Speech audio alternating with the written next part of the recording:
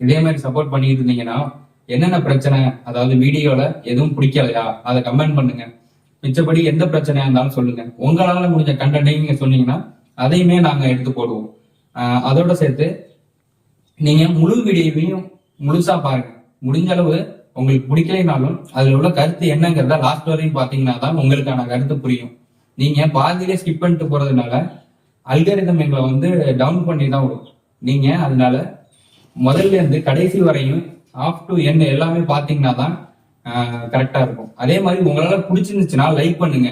முடிஞ்ச அளவு எங்களை மாதிரி சின்ன யூடியூபர்ஸுக்கு நீங்க லைக் பண்ணி கமெண்ட் பண்ணி ஷேர் பண்ணீங்கன்னா தான் எங்களுக்கு ஒரு ஊக்கமா இருக்கும்.